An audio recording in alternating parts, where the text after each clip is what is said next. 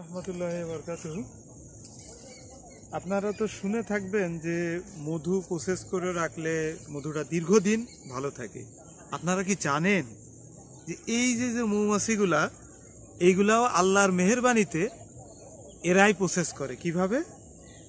যখন ওরা সারা দিন পর মৌমাছি বিভিন্ন ফুল থেকে পরাগ নেকটার অর্থাৎ ফুলের নির্যাস নিয়ে আসে, এইটা এই যে যে উপরে যে সাদা অংশ দেখছেন এই হানি চেম্বারে তারা রাখে। হানি চেম্বারে যেটা রাখে এটা পুষ্পরস।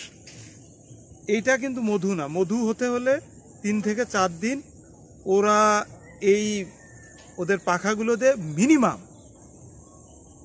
26,400 বার বা তার বেশি পরিমাণে পাখা নাড়ায় মধুর ভিতরে যে পরিমাণে জলীয় বাষ্প থাকে সেইটা সরাই দেয়। আর প্রথম অবস্থায় এই মধুতে ওরা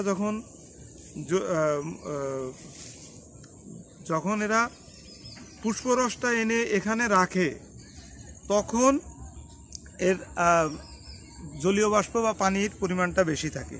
এই পানিটা কমানোর জন্যই ওরা বারংবার পাখা নাড়তে থাকে। এই কাজটা সকালের দিকেই বেশি করে।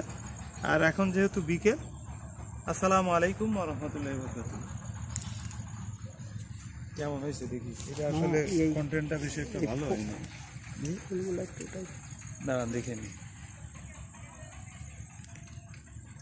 ভাই এটা কি আগে কত